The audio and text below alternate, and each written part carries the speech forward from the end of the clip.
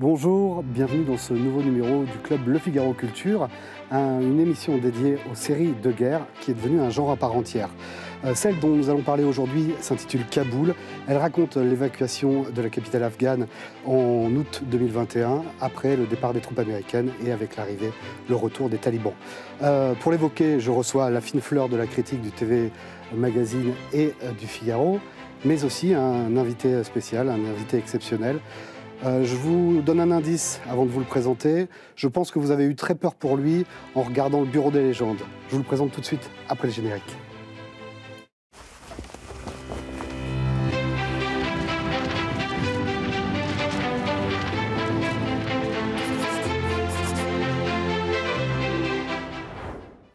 Bonjour, Jonathan Zakaï. Bonjour. Merci d'avoir accepté notre invitation. C'est un plaisir d'être là. Ouais, vous avez plusieurs cordes à votre arc. Vous êtes réalisateur, scénariste, auteur à vos heures perdues. Vous avez écrit un roman sur votre mère.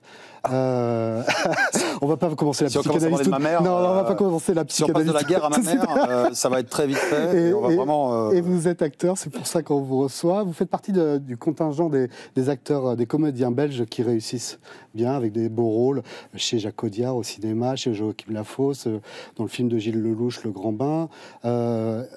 Aussi avec Thomas Lilti. Et puis, vous êtes beaucoup en série. J'ai parlé du Bureau des légendes. Mais là, vous jouez Gilles dans la série Kaboul, pendant le départ, justement, cette panique qui va prendre la ville avec le départ des troupes américaines.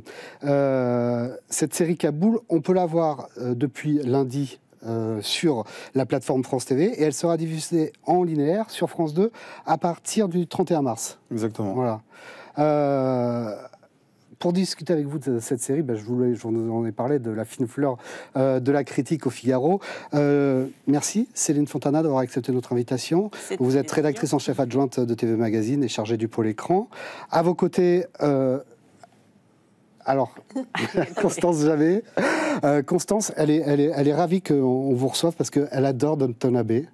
Et comme vous avez joué dans l'adaptation, le deuxième épisode au cinéma de Downton Abbey, voilà. Je sais, mais on s'était croisés déjà, on s'est croisés plusieurs fois. Ouais. Merci Constance d'être là. Et Julia, c'est vous qui avez consacré ce numéro, ce magazine, sur les guerres et les séries, avec un certain Jonathan Zakaï en couverture. Ah oui, c'est vraiment merci de m'avoir mis avec mon gilet pare-balles. Ouais, vous êtes beau comme ça, vous êtes musclé. Là, on voit de quoi on dirait presque, vraiment, on y croit, quoi.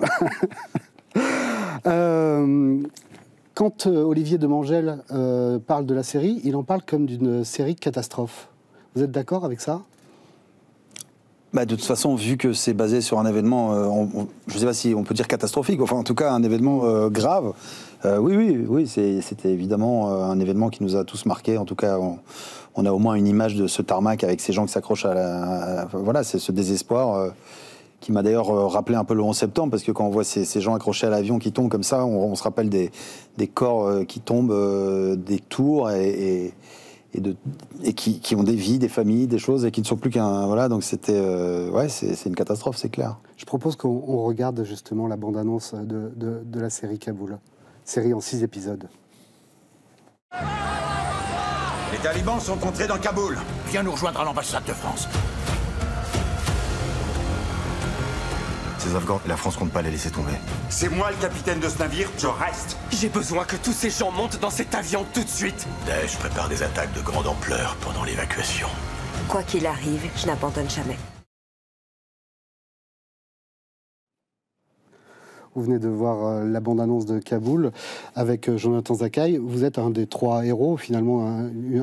Vous incarnez une des arches narratives, puisque vous êtes Gilles, le responsable de la sécurité. Oui, on est 3 héros, mais on a aussi la famille afghane, qui est aussi multi-héros, et qui est quand même le centre névralgique de la série, parce qu'eux, ils sont en fuite, et c'est 3 personnages autour qui chacun à leur poste différent, l'italien, l'allemand. L'allemande et moi allons réagir différemment par rapport à ce départ et à cette panique, et puis l'arrivée aussi et la menace des talibans qui arrivent. Et vous allez devoir parlementer, d'ailleurs plus que les autres, avec les talibans pour essayer d'évacuer l'ambassade française. Ouais. Avant qu'on continue à discuter de la série, je voulais faire un premier tour de table pour savoir ce que mes consoeurs avaient pensé de la série. Constance. Moi, j'ai été assez impressionnée par la multitude des arches narratives qui arrivent à couvrir le point de vue de beaucoup de gens, le point de vue du personnel purement diplomatique, comme le jeune consul italien qui n'a pas du tout l'expérience et qui fait face à une crise majeure qui le dépasse. Il est propulsé là-dedans. Comme le personnage de Gilles, dont on imagine qu'il est plus aguerri. On a aussi la CIA et on a aussi les Allemands qui font une opération militaire. Et on a surtout la famille afghane qui va être éclatée dans différentes directions et qui représente aussi un peu le visage de la crise, peut-être ceux qu'on a un peu oubliés entre-temps depuis. Tout à fait. C'est Céline. Oui, tout à fait. C'est intéressant parce que en fait, ce qui aurait pu partir comme, enfin, ça a été imposé quelque part par la coproduction internationale. Oui, c'est une série de l'Alliance. Voilà, de l'Alliance. Mais du coup, là, en effet, ça prend sens ici, ça se justifie parce qu'on suit les différents pays, les différents protagonistes. Et c'est vrai que la France, par rapport à la différence des anglo-saxons et des Italiens, a quand même mis du temps à s'intéresser à ces conflits politiques ou intérieurs ou géopolitiques récents. Et là, elle le fait vraiment de belle manière. Il y a de plus en plus de séries qui vont en ce sens. Il y a No Man's Land, la saison 2, qui va arriver sur Arte aussi prochainement. Et dans Kaboul, c'est très fort. Et ce qui m'a touché le plus tout de même, c'est ce sentiment de la question de l'exil qui se pose beaucoup dans les personnages. Qui est toujours là en écho. C'est vraiment tout le cheminement en fait, psychologique, émotionnel des personnages pour arriver à la jeune fille de la famille afghane au départ. Elle dit, mais je suis infirmière, je ne veux pas partir en France, j'ai pas fait toutes ces études pour me retrouver femme de ménage en France. Ouais. Et quelques épisodes plus tard, sa mère lui dit, mais elle arrive à la convaincre. Elle lui dit, mais en France, ça sera compliqué bien sûr, mais on aura notre destin en main et on aura le choix. Et c'est pas ça. Et c'est la séquence où vous recevez des fleurs. Julia. Comment ça? Après, qu'est-ce que vous avez séquence il y a la séquence me fait ça. J'ai bien fait de venir. Julia, qu'est-ce que vous avez pensé de la série et puis du rôle et de l'interprétation et de l'incarnation de ce Gilles? Ouais, mais alors moi, évidemment, je m'associe à Constance et à Céline dans leurs analyses. J'ai trouvé très intéressante la manière de traiter l'urgence, qui est quand même permanente et qui est quand même une espèce de récurrence au travers de tous ces épisodes. C'est tout est fait dans l'urgence, et ça montre bien à quel point la situation est tendue, ça mène au climax. Et Jonathan Zakaï là-dedans, Jonathan Zakaï quoi. Il y a un nom, c'est-à-dire il est parfait dans les rôles dans les gestions de crise, dans le face à l'urgence, ça se voit sur les expressions de son visage, la gestuelle. Je trouve ça j'aime bien la manière dont vous emportez votre personnage et dont vous traitez les situations successives avec beaucoup de naturel quand même, à croire que vous aimez beaucoup ça en fait. On voit aussi son tempérament angoissé. Oui. Parce que votre tempérament dans la série. Dans la série. Vous voyez, je voulais le faire moins angoissé que Raymond Sisteron, mais apparemment, il n'y a rien à faire, j'arrive pas. Mais c'est quand même, évidemment...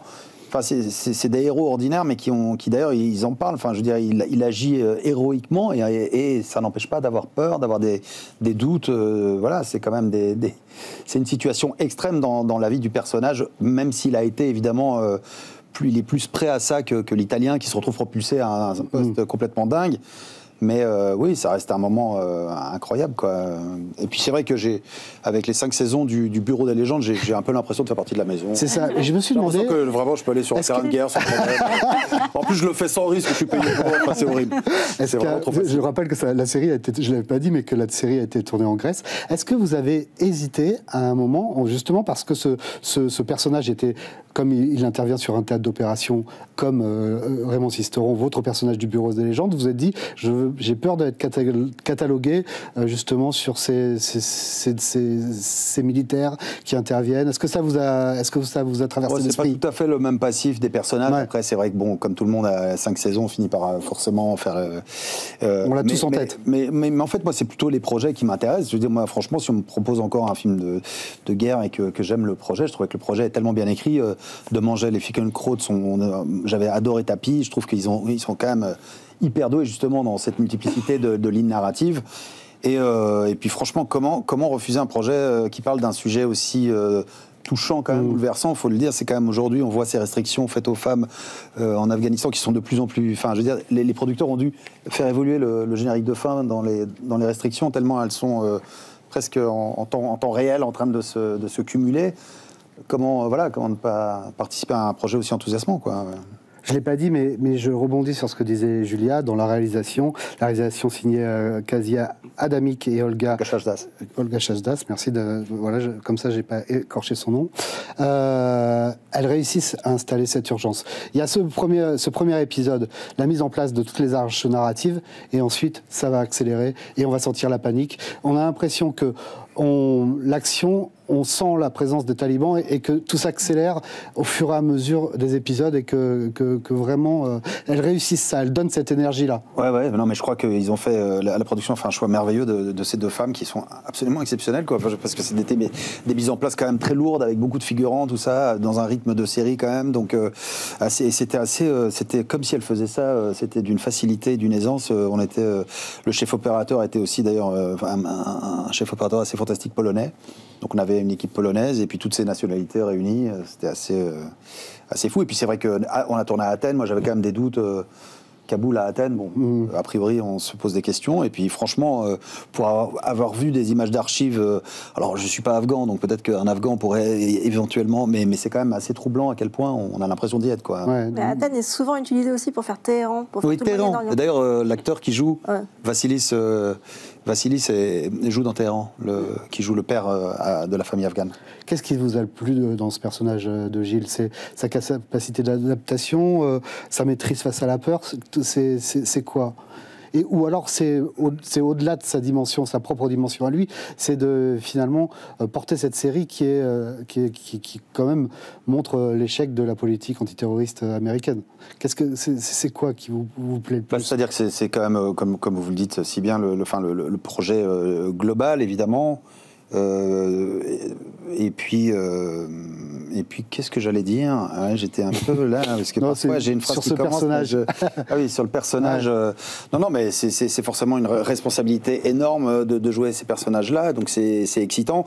Et puis en même temps, ce que ça raconte, cet événement historique, c'est aussi ce qui est en même temps merveilleux et en même temps très triste, évidemment, c'est qu'il y a de l'héroïsme et en même temps il y a toujours de l'échec. Et donc, autant ils ont pu sauver je ne sais pas combien de gens, et je crois qu'ils restent tous, les personnages qui ont vraiment vécu l'histoire, marqués par tous ceux qui restent là-bas et qui ne peuvent pas sauver, quoi. Et ça, ça revient en filigrane, ça revient pas mal chez les gens qui... Et d'ailleurs, je ne veux pas spoiler, je ne sais pas quand ça...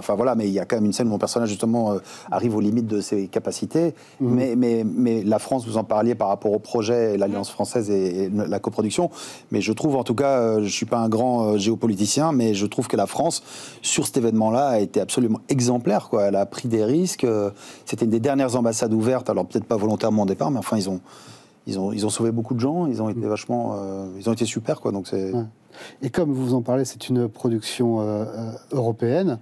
Tout est tourné en anglais. Et vous, ça vous plaît l'anglais? Parce que j'ai lu dans une interview que ça vous fait sortir de vous et que ça, tout de suite, quand vous parlez anglais, vous êtes un autre personnage, quelqu'un d'autre.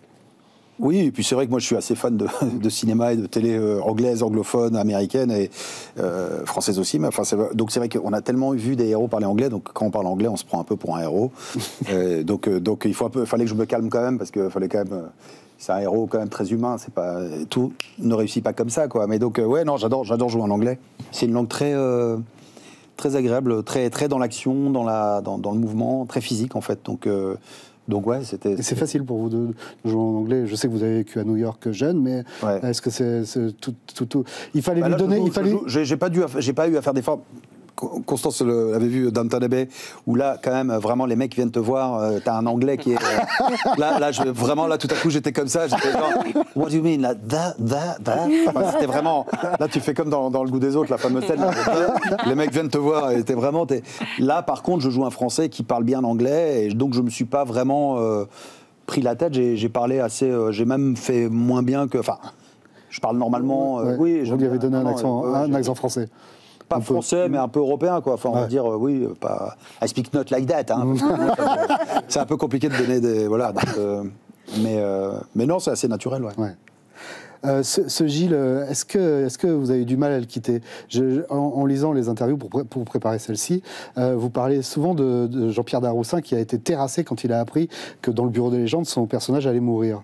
Est-ce que vous, Ah oui, c'est vrai. est-ce que vous vous attachez comme lui, comme Daroussin, à vos personnages? Et est-ce que ce Gilles-là, vous l'avez quitté facilement ou vous êtes rentré facilement en lui? Est-ce que quelque part, on se dégage, vu ce qu'il traverse, est-ce qu'on s'en dégage facilement?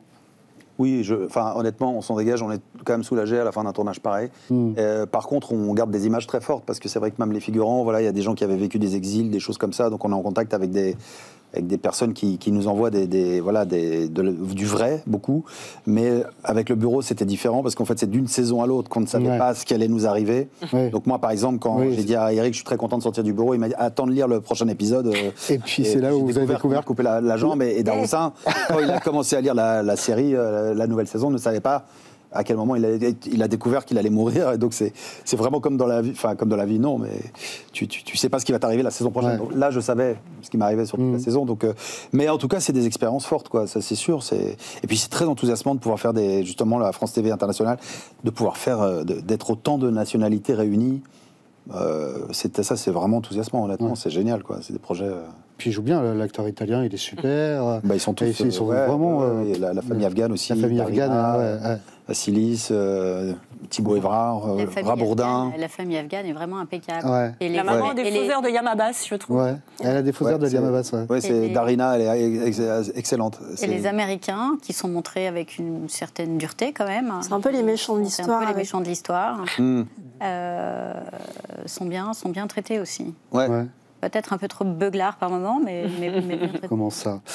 Justement, Julia, dans TV Magazine, elle a postulé le retour, j'allais dire en grâce, mais non, mais le retour de la série de guerre, comme si la série s'adaptait au désordre du monde et qu'elle avait besoin de représenter ça. Vous avez l'impression qu'il y a un renouveau, vous, de la série de guerre, vous qui en avez tourné quand même quelques-unes. Quelques-unes. Enfin, non, le Bureau, c'est pas une série de guerre. Hein, en fait. Franchement, c'est quand même sur la DGSE avant tout. Après, ils sont en contact avec les terrains terroristes. Évidemment. Oui. Mais écoutez, je crois que malheureusement, la période là, apparemment, on va recevoir un kit de survie bientôt chez nous tous. Je veux dire, c'est vrai qu'il y a quand même voilà, le monde est quand même très anxiogène et je crois que les gens ont besoin. Et d'ailleurs, la série parle du retrait des Américains. Donc, c'était il y a quelques années.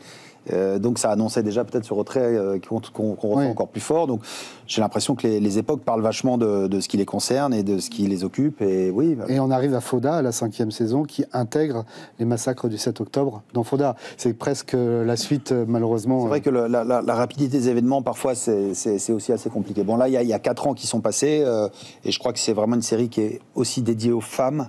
Et que tout ce qui peut parler de cet événement-là, au nom de ces femmes-là, en sachant évidemment, c'est pas ça qui va les sauver, mais c'est important que les gens soient renseignés, parce qu'on voit bien que les gens ont la mémoire courte et l'histoire a besoin d'avoir des... Je crois que vous aviez des questions pour Jonathan. Plein de questions pour Jonathan. Non, j'avais la curiosité de savoir maintenant votre regard sur la fin du Bureau des légendes, en fait, parce qu'Éric Rochon avait cédé la main à Jacques Audiard et qui a eu une approche peut-être plus lyrique que l'atmosphère générale de la série. Elle avait été pas mal controversée. Vous le foutez dans la merde. Vous avez travaillé d'ailleurs avec Jacques l'a fait avec le sourire. Donc j'étais curieuse d'avoir votre regard sur... Mon regard, c'est que c'est compliqué. C'était compliqué pour Éric Rochon de clore sa série vraiment comme son bébé, et qu'il a donné à Jacques Audiard qui n'avait pas peut-être exactement la même grammaire que voilà. Donc je sais que j'ai entendu, ça a surpris pas mal de gens, mais voilà, moi son lyrisme et tout ça j'aime bien, et je crois que les fins de série c'est toujours compliqué, donc voilà. On a consacré un dossier justement aux fins de série qui sont difficiles. En fait, je crois que le début, vraiment le premier épisode, et puis les fins de série, c'est compliqué. C'est pas évident, donc voilà. Mais après, c'est toujours... Moi, j'étais content de retrouver Jacques Audiard, avec qui j'avais participé à 2 Battre. Et puis, donc voilà, et puis c'est quand même un très grand monsieur. Donc mais c'est vrai que c'était compliqué. Je pense que même Eric, je sais même pas à quel niveau, je sais plus si... Alors, je vais peut-être dire une connerie, s'il les a écrits ou pas, les derniers, ou je sais plus. Julia, est-ce que vous avez des questions pour... Je voulais rebondir sur une chose que vous disiez tout à l'heure, c'est que Le Bureau des légendes n'était pas une série de guerre. Non, c'est pas une série de guerre, mais un des intervenants que j'ai fait parler dans l'article de TV Mag disait assez justement que la série d'espionnage remplace la série de guerre dans des temps plus apaisés, où les conflits sont moins évidents, sont moins représentés. Et qu'il y a notamment dans le paysage sériel anglo-saxon un besoin comme ça de continuer à cultiver l'image du héros, et que quand on sort du genre de guerre, on rentre facilement dans le genre d'espionnage. Okay. Et on parlait de cette série excellente qui s'appelle The Americans, par exemple, et qui... oui, le couple, c'est ça de... Ouais. Oui. Et voilà, donc la série d'espionnage, c'est presque une émanation de la série de guerre, ou l'inverse, enfin les deux se... En fait, la série d'espionnage, c'est un peu la série de guerre en coulisses, quoi. Ouais. C'est ça. En fait, c'est que la guerre, elle s'arrête jamais entre les... Mais c'est vrai, oui, non, c'est très juste. Constance. Vous avez eu la curiosité de voir qui vous jouait dans The Agency, le remake américain du Bureau des légendes? Non. Tu le sais? J'avoue que j'ai un peu oublié, mais on va vite le savoir parce que je crois que la série... Mais est-ce qu'il y a tous les personnages qui sont représentés? Je sais oui, pas. Oui, tous les personnages sont représentés, oui. Ah ben vous allez savoir. Ah ok, d'accord. Non, mais en fait, j'avoue que j'ai, bon, c'est pas très fair-play, mais j'ai lu un article du New Yorker qui m'a fait pas mal, du New York Times qui m'a fait pas mal plaisir, qui disait que c'était vraiment très bien, mais qu'en tout cas, il espérait que ça donnerait surtout envie aux gens de revoir la série d'origine. Donc voilà. Mais bon, après, on est tous très contents que George Clooney et Michael Fassbender reprennent la série. C'est quand même. Ouais. Et donc, c'est chic, ouais. Qui incarne, c'est Richard Gere qui incarne Daroussin. Et Malotru, c'est Michael Fassbender. Ben oui, c'est ça. Qui jouait déjà Les Espions chez Soderbergh il y a quelques semaines. Oui, c'est ça, avec Cate Blanchett, là. Ouais, c'est ça. J'ai pas vu ce film. C'est quand même périlleux, c'est moins risqué que sur le terrain des opérations, mais de s'attaquer à un événement assez récent. On peut être otage d'une réalité historique.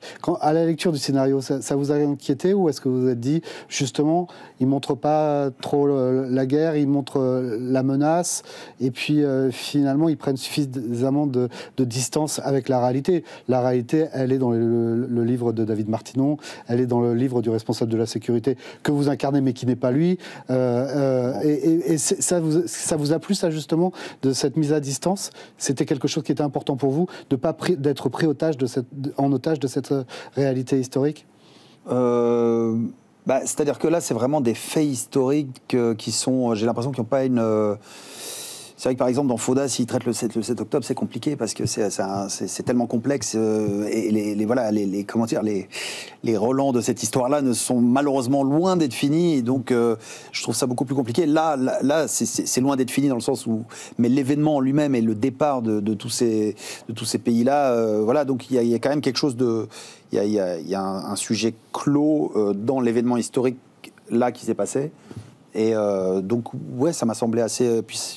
Je vois pas en quoi ça pouvait. Je n'ai vu que du bien, quoi. Ouais. Voilà. En fait, il n'y a pas de sensationnalisme ou de. Vraiment, il y a eu la pudeur aussi de ne pas montrer, par exemple, les grappes de gens accrochés, exactement, aux hélicoptères qui tombaient, tout ça. Vraiment, ça n'apparaît pas du tout à l'écran. C'est l'image qu'on en a tous de cette période. Ça a été un choix tout à fait revendiqué de ne pas le montrer. Et puis c'est vraiment comme vous disiez, je sais plus qui parlait de la douleur de ces exils, voilà, de cette femme juge qui va devenir je ne sais pas quoi, de cette médecin qui va...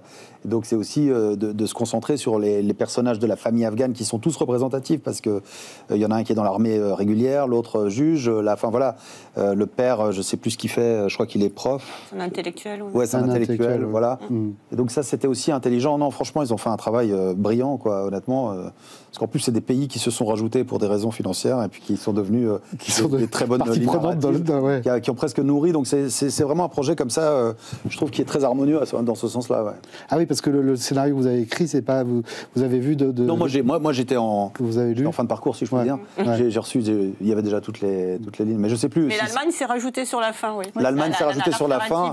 Et je sais pas si Olivier Demangel disait ça en déconnant ou si c'était vrai, mais qu'il disait qu'à un moment on lui a parlé de la Norvège, il a dit non, c'est ça. On va pas arriver. Fini. J'ai plus. Là, on n'a plus de place. Là. Voilà, on était déjà pas mal. Quel est justement de toutes les arches narratives, outre la famille que je mets à part, puisque c'est le pilier, c'est le pivot, la famille afghane, quelle est l'arche narrative que vous préférez? Moi, j'ai beaucoup aimé l'arche narrative du consul italien, parce qu'au départ, il commence un peu comme le comic relief de la série. C'est un peu le gars qui est là, mais qui ne sait pas quoi faire et qui fait que des bourdes, et qu'on laisse là parce que c'est le dernier, qui a la cafetière de sa maman, et qui soudainement qui se sent investi d'une mission, et qui va au-delà de ce qu'il devrait faire, et qui, encore plus que les Français, passe son temps à se prendre la tête avec les Américains et leur tient tête. Et je trouve que c'est effectivement assez... Parce qu'on sent que les Français, ils sont aguerris et ils veulent faire au mieux, mais on sent que l'Italien, il naît face à la situation, il prend conscience de ce qu'il fait. C'est juste. Il prend conscience de qui il est. Oui, moi aussi, si je dois choisir une des arches sur les 3, c'est plutôt l'arche italienne, justement à cause de ce personnage qui est à la fois, qui a un côté très ingénu, très candide, et puis qui veut sauver de manière viscérale.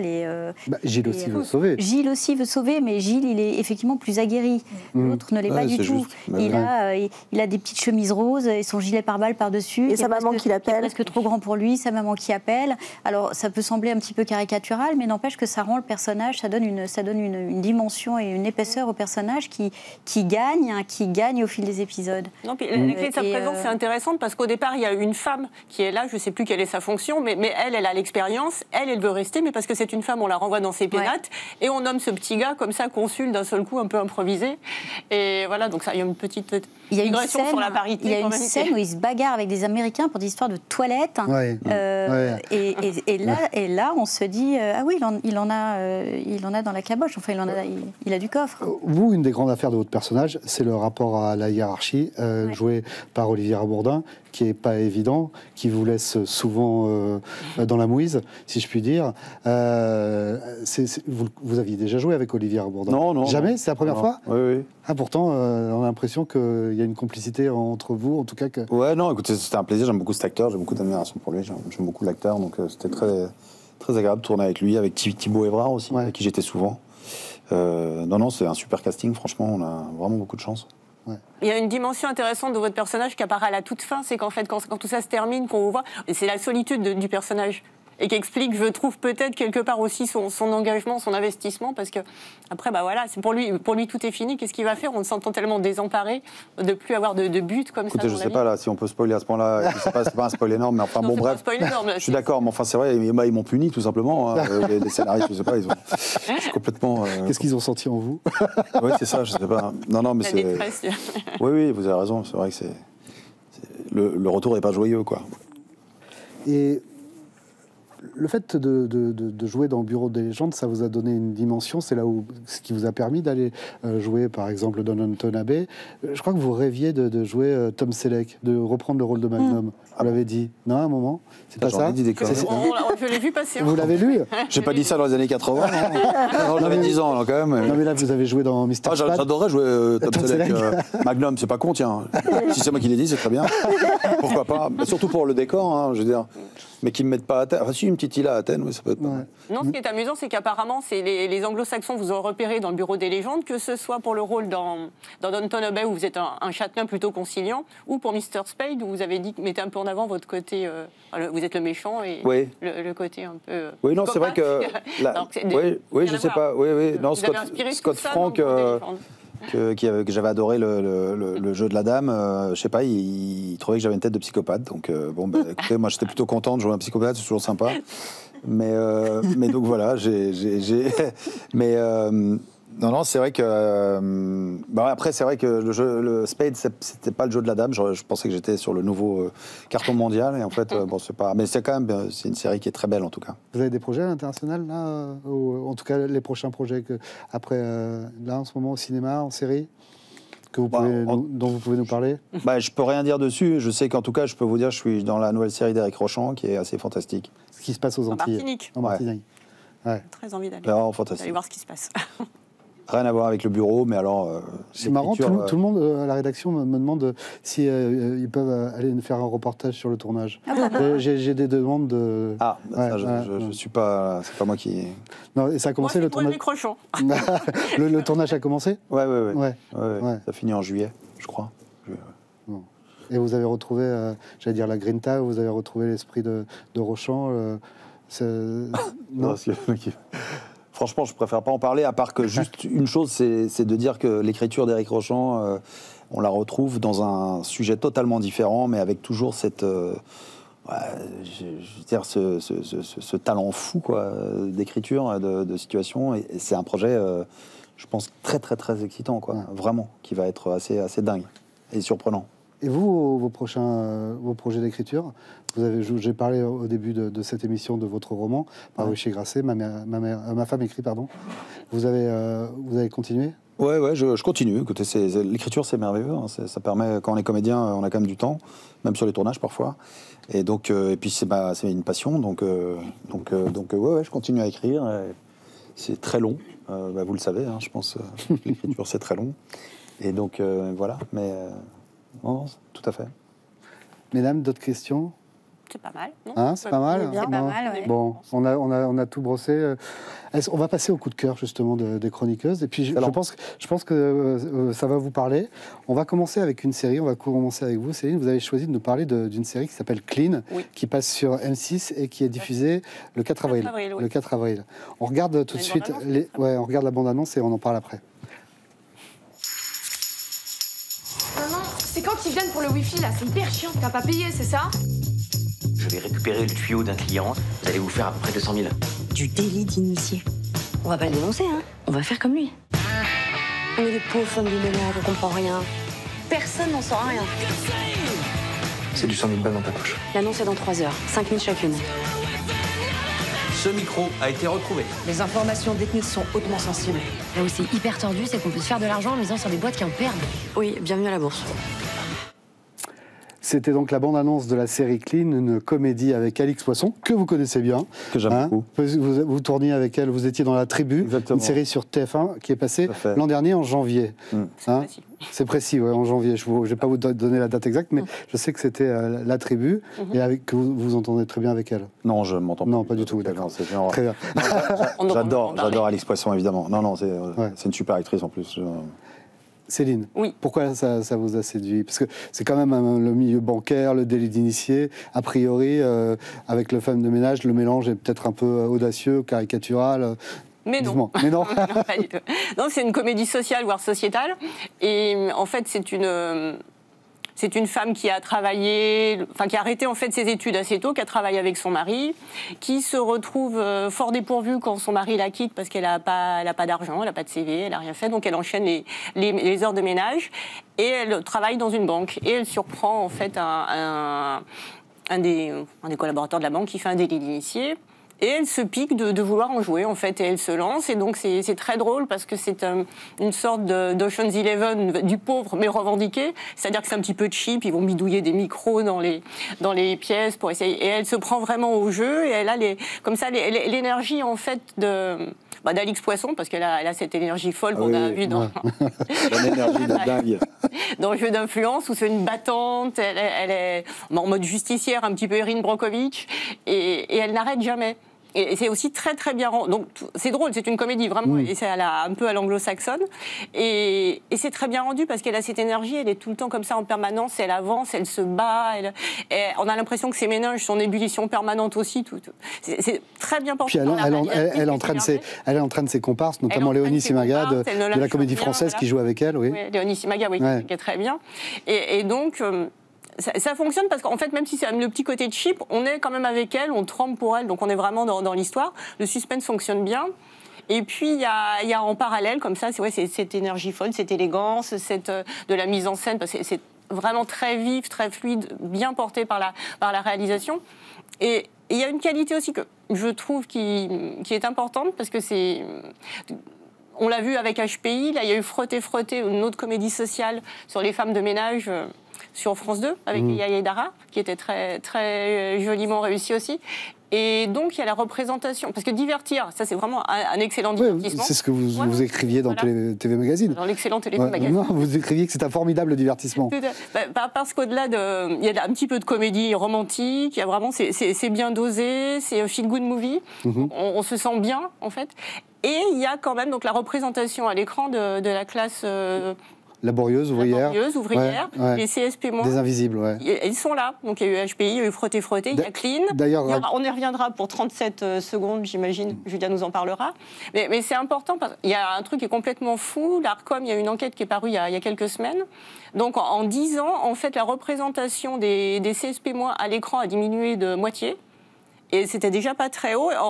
À l'écran, en fait, les gens en situation précaire sont à l'écran 14 fois moins nombreux que dans la vraie vie. Donc vraiment, ils sont en Est-ce que c'est vrai dans les longs métrages? Parce que j'ai l'impression que dans les longs métrages, c'est moins... Ça vient très doucement. Non, je crois qu'ils incluaient aussi les longs métrages.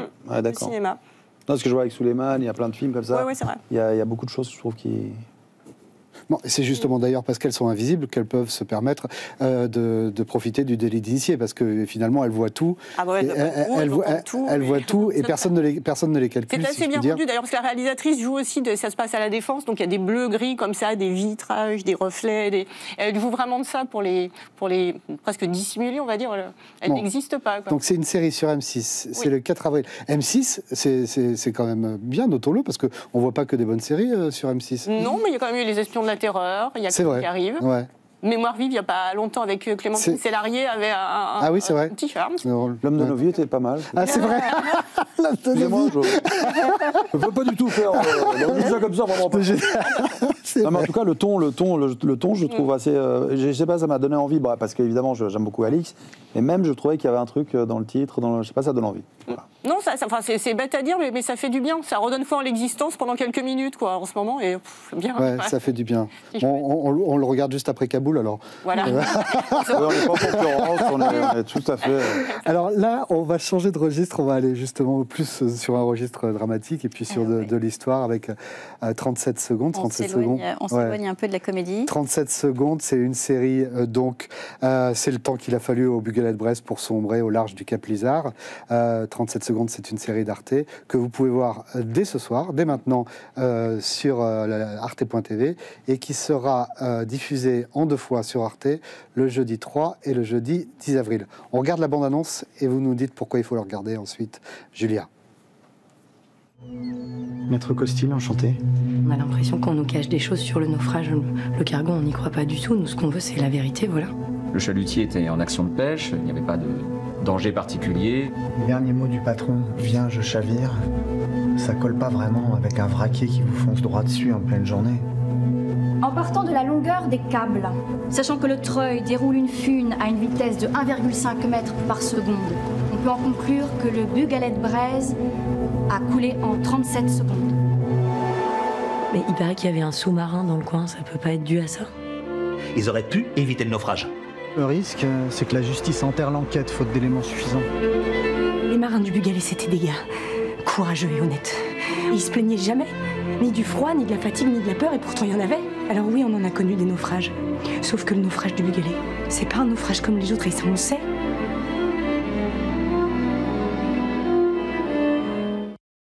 C'est donc la bande-annonce de 37 secondes, la série d'Arte. Une série avec Nina Meurice que vous avez reconnue, Nina Meurice que nous avons reçue sur ce plateau, Nina Meurice qui vient d'être auréolée d'un César de meilleur second rôle féminin pour l'histoire de Suleiman dont vous parliez, et puis Mathieu Demy, on revient au Bureau des légendes, le Bureau des légendes est décidément partout ce soir, puisque vous étiez... Mais on a une vie après. Hein. Ouais, alors Julia. Oui, alors on est très loin, on s'éloigne de la comédie de Clean, là. Du champ de la comédie pour aborder celui de la tragédie. Une tragédie dont on a fêté les 20 ans, puisque le drame remonte à... fêter, célébrer, commémorer peut-être. Les 20 ans, puisque le drame remonte à 2004, janvier 2004, et une tragédie coécrite par Anne Landois, dont on connaît les qualités. Que l'on a reçu sur ce plateau aussi. On a reçu aussi sur ce plateau, et qui s'attache à retracer étape par étape cette histoire horrible, tout en la collant à des personnages de fiction, de sorte à pouvoir construire un récit du réel et de la fiction, mais parfaitement calibré. Parce que, mis à part l'avocat qui est joué par Mathieu Demy, qui est presque, je veux dire, dont la réalité, et qui a même conseillé les auteurs de la série. Christian Bergot. Oui, Christian Bergot, tout le monde, tous les personnages, dont Marie Madec, jouée par Nina Meurice, sont des personnages inventés. C'est des personnages inventés qui portent le combat des familles, et c'est ça l'histoire. Expressément inventés, de sorte à ne pas venir intercepter dans le chagrin des familles, parasiter des situations, se voir critiquer pour certains choix de mise en scène. Donc cette liberté-là, mais permet de coller encore plus près finalement du réel, et qui est un réel d'une infinie tristesse, et dont on comprend peu à peu tous les rouages grâce à une enquête gigantesque, et puis grâce au personnage de Marie Madec qui décide, issus de la classe ouvrière, des générations et des générations de marins bretons. Ils sont tous marins, les femmes travaillent toutes dans des conserveries. Vous y êtes allé sur le tournage? Je suis allée sur le tournage. Alors c'était une scène très particulière, puisque c'était la scène de l'enterrement du marin repêché qui était resté coincé dans sa bannette au moment du naufrage. Et dans une petite chapelle du côté du Guilvinec, c'était magnifique. Il faisait un temps de chien. De la musique emplissait l'église et les figurants pleuraient. C'était d'une très très grande intensité. Après, tout l'enjeu, c'est qu'une fois le montage fait, l'étalonnage, que cette intensité, elle reste à l'écran. Et je trouve qu'elle reste bien.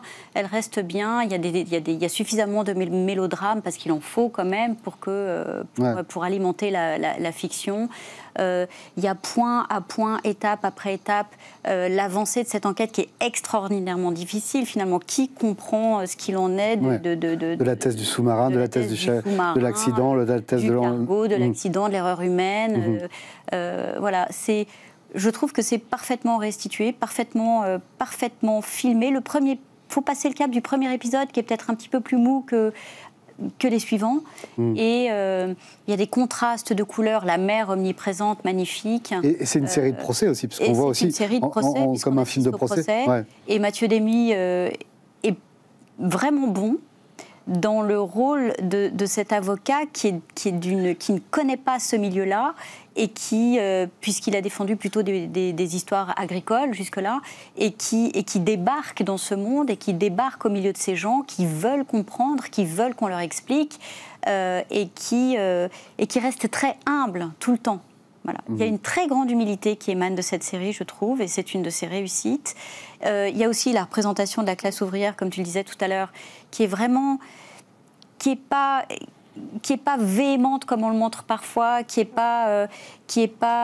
qui veut juste savoir, qui veut qu'on arrête de les prendre pour des cons. Ce que faisait remarquer Nina Meurice, ce qui était intéressant, c'est que c'est pas une classe ouvrière. En fait, souvent on parle de la classe.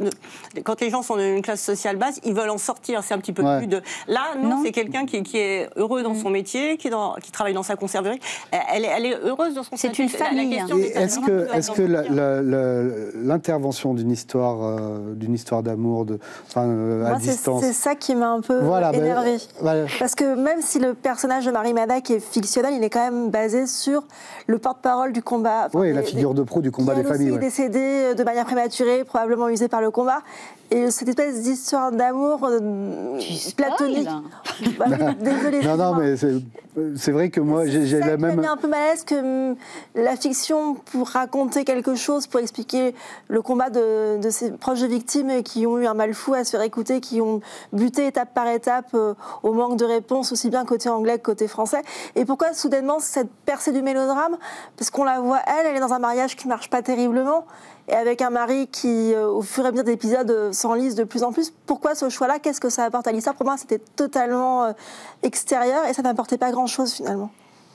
Je pense, alors la question a été posée à Nina Meurice le jour du point presse, y compris la question de sa mort, mais... alors là, vous avez spoilé, là. Alors là, c'est énorme spoil. Tout à l'heure, Céline spoil la fin de Kaboul et vous venez se spoiler. C'est moins grave.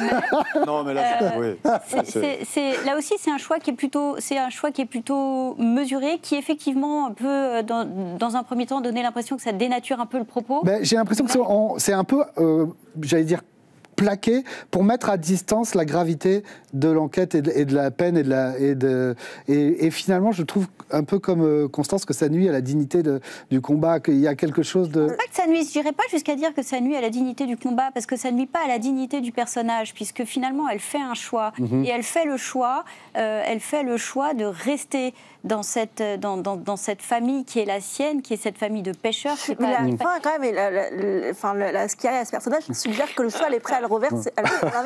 Mais bon. Excusez-moi, j'ai pas vu la série. À un moment, est-ce qu'il n'y a pas quelqu'un qui a dit bon, il y a de la pêche, il y a de la...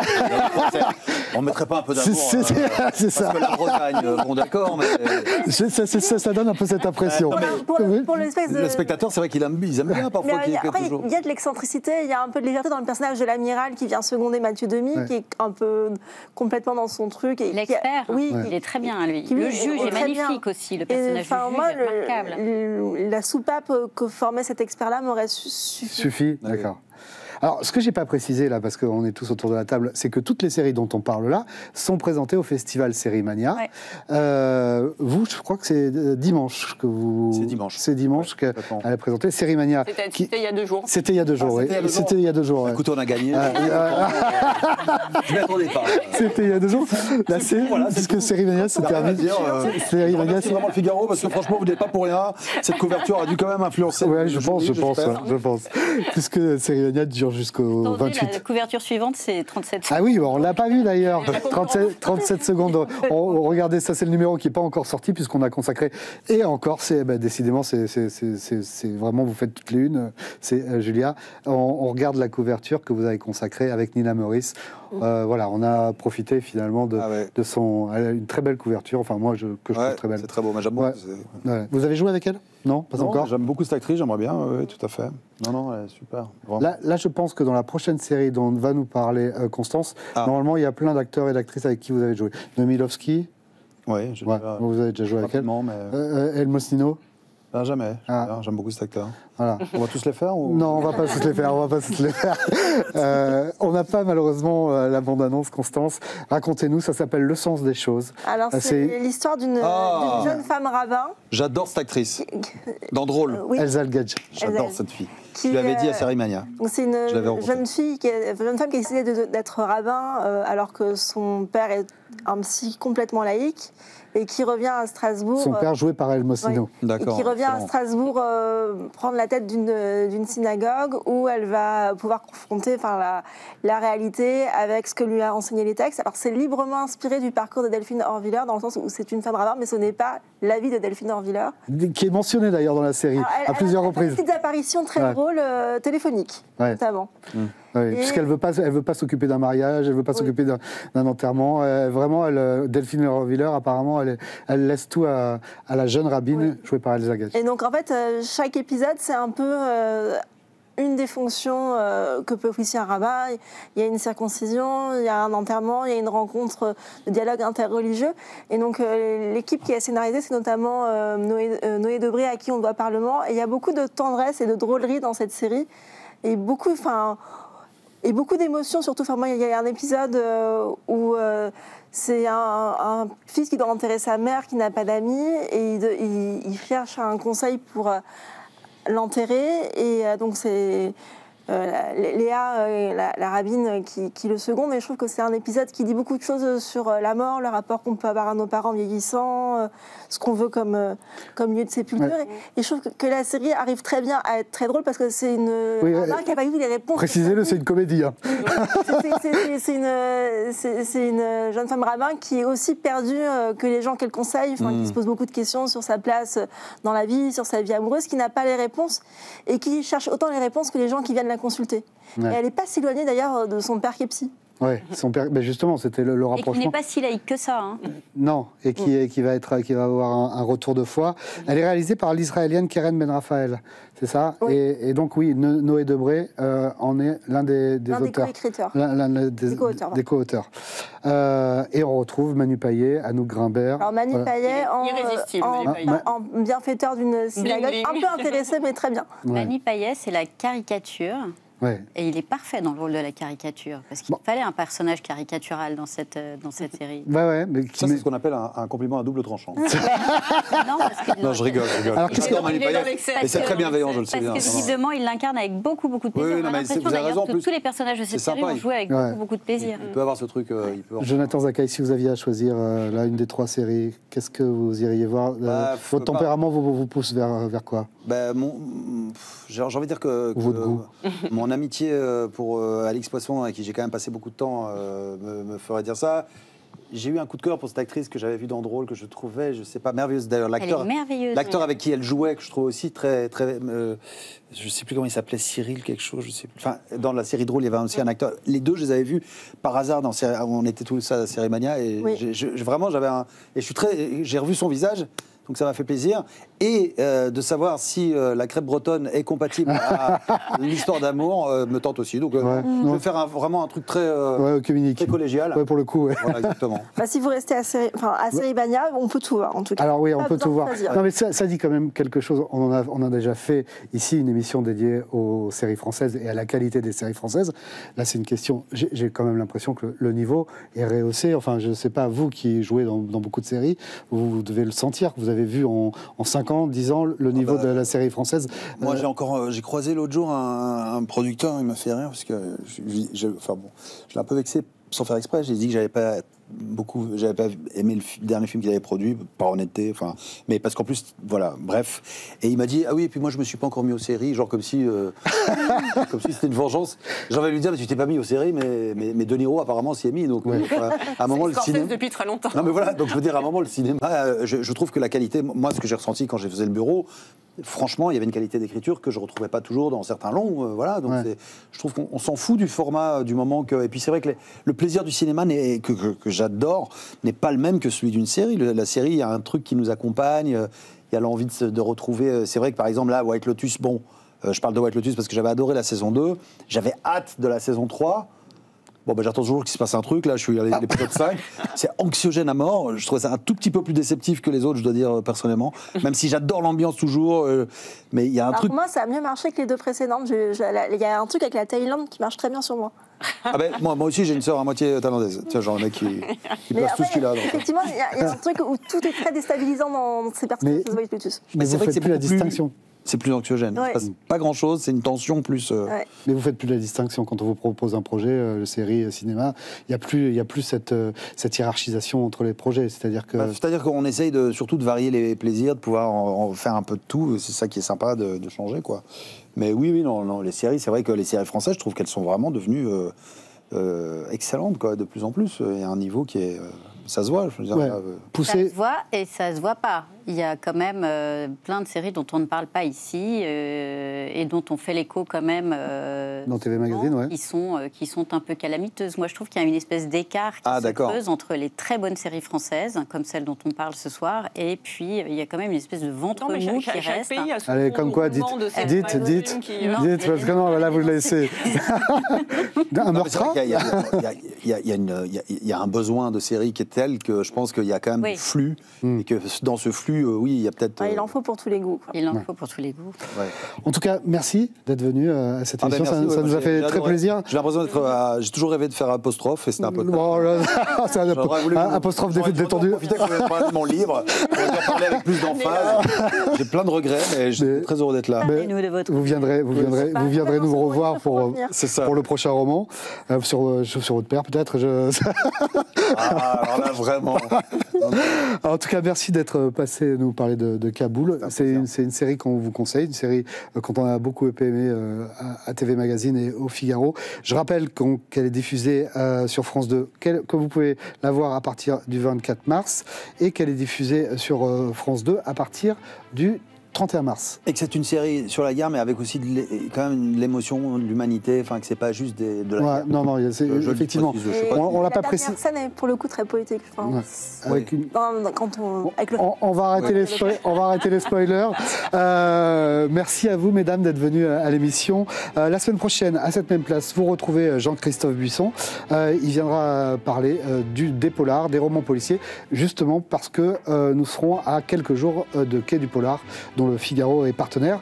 En attendant, je vous souhaite une très bonne soirée et je vous dis à très bientôt dans le club Le Figaro Culture. Merci beaucoup.